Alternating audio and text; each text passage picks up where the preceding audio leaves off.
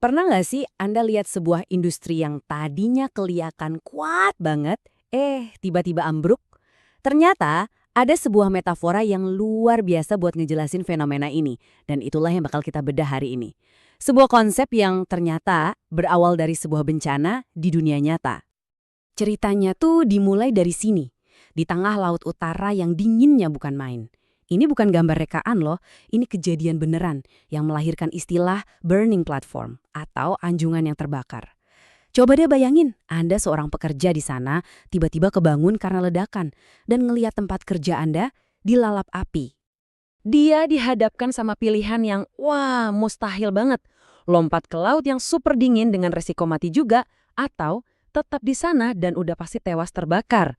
Nah, pilihan inilah yang jadi jantung dari salah satu konsep paling penting dalam dunia bisnis dan manajemen perubahan. Oke. Sekarang coba kita tarik deh cerita dramatis tadi ke dunia bisnis. Sebenarnya apa sih anjungan itu? Dan api itu apa? Kalau kita pakai buat ngebahas perusahaan atau sebuah industri. Jadi gini, dalam bisnis, anjungan itu adalah model bisnis kita yang sekarang. Cara kerja kita yang udah enak, yang udah nyaman, yang udah kita kenal banget. Sementara apinya, nah, itu adalah krisisnya. Ancaman nyata yang kalau kita diemin aja bisa membakar habis semuanya. Terus, pertanyaannya, apinya ini datang dari mana? Seringnya, api itu dimulai dari sebuah percikan. Dan dalam bisnis, percikan ini kita sebut disrupsi. Ini bukan cuma perbaikan dikit-dikit loh. Ini perubahan total yang mengubah aturan main. Awalnya kelihatan sepele banget, tapi punya potensi buat membakar seluruh anjungan. Coba dia lihat bedanya, kelihatan banget kan? Di satu sisi ada anjungan, tempat kita merasa aman yang dibangun dari sukses-sukses kita di masa lalu. Di sisi lain, ada api, ancaman yang seringnya kita cuekin. Tanda-tanda pasar udah berubah, tapi kita anggap remeh. Ini kayak dua sisi dari koin yang sama. Dan ini bukan teori doang loh. Pola ini kejadian lagi dan lagi di dunia nyata. Yuk kita lihat 3 contoh nyata gimana percikan kecil disrupsi yang awalnya dianggap enteng, akhirnya malah ngebakar anjungan industri yang udah mapan banget.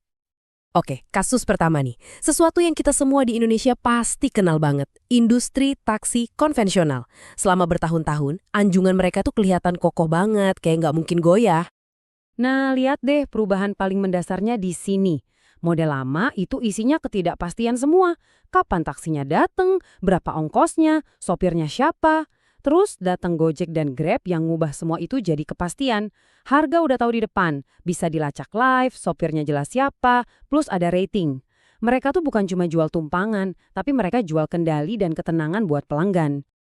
Nah, ini dia nih bagian paling pentingnya. Awalnya percikan ini diremehil banget. Cuma dianggap ojek lah, taksi gelap, alternatif gak resmi. Tapi pas pelanggan udah pada pindah karena jauh lebih nyaman, industri konvensional baru sadar anjungan mereka ternyata udah terbakar. Oke, berikutnya kita pindah ke anjungan industri retail. Toko-toko fisik yang lokasinya strategis di mal-mal gede yang selama ini jadi rajanya perdagangan. Toko fisik itu kan ya terikat banget sama batasan dunia nyata. Ada jam bukanya, rak pajangannya terbatas, lokasinya juga di situ-situ aja. Lalu muncul marketplace kayak Tokopedia dan Shopee yang ngilangin semua batasan itu. Mereka nawarin kebebasan tanpa batas, belanja kapan aja, 24/7, pilihan barangnya seabrek, bisa dari mana aja. Ini bukan sekedar perbaikan, ini perubahan total cara kita belanja. Dan polanya keulang lagi kan? Awalnya belanja online itu dianggap, ini kan cuma channel tambahan aja, nggak akan gantiin pengalaman belanja langsung ke toko. Tapi ternyata, perilaku konsumen berubah total. Orang makin jarang ke mall, sementara sewa toko makin mahal. Anjungannya pun mulai terbakar. Oke, studi kasus terakhir kita dari industri perhotelan. Sebuah anjungan yang dibangun di atas standar yang sama, keandalan, dan merek-merek besar yang kita semua tahu. Kekuatan hotel itu kan standarnya kita tahu persis apa yang bakal kita dapat. Terus Airbnb datang dan mengubah kelemahan hotel jadi kekuatan mereka. Variasi. Mereka nggak nawarin kamar, tapi pengalaman.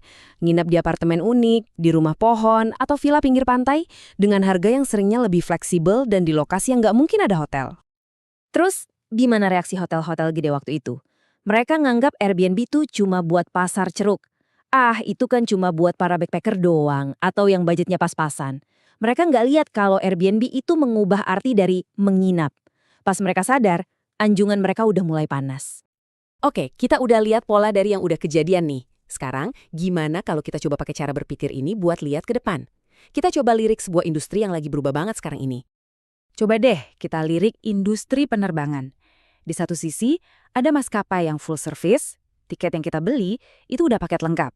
Di sisi lain, makin banyak maskapai yang mengurai layanannya. Jadi, kita beli tiket dasarnya yang murah, terus kalau butuh bagasi, makanan, atau pilih kursi, ya nambah bayar lagi. Nah, pertanyaannya sekarang buat kita semua. Apakah ini cuma strategi harga yang beda aja, cuma percikan kecil yang nggak bahaya? Atau jangan-jangan ini adalah awal dari perubahan besar yang bakal membakar anjungan model maskapai tradisional yang full service itu? Dari semua contoh tadi, ada satu pelajaran penting banget yang bisa kita ambil. Ini bukan soal jadi pahlawan yang nekat lompat dari anjungan yang udah terbakar. Bukan. Ini soal sesuatu yang jauh lebih fundamental dari itu. Polanya tuh hampir selalu sama dan bisa kita pecah jadi 4 langkah. Pertama, muncul percikan kecil, tapi dicuekin karena pemain lama ngerasa udah nyaman di anjungannya. Kedua, pelanggan mulai pindah, dan itu yang nyulut apinya. Ketiga, apinya jadi makin gede. Dan akhirnya, pas semua udah ngerasa panasnya, biasanya semuanya udah terlambat. Dan inilah kesimpulan utamanya. Bertindak pas krisis udah kejadian itu namanya reaktif. Kepemimpinan yang sejati itu soal kepepaan, kemampuan buat ngeliat percikan kecil yang diabaikan sama semua orang, dan paham potensinya, sebelum anjungannya mulai terasa panas. Jadi, sebagai penutup, saya mau ninggalin satu pertanyaan buat Anda. Coba deh pikirin industri yang paling Anda ngerti. Entah itu tempat Anda kerja atau industri yang Anda suka amati.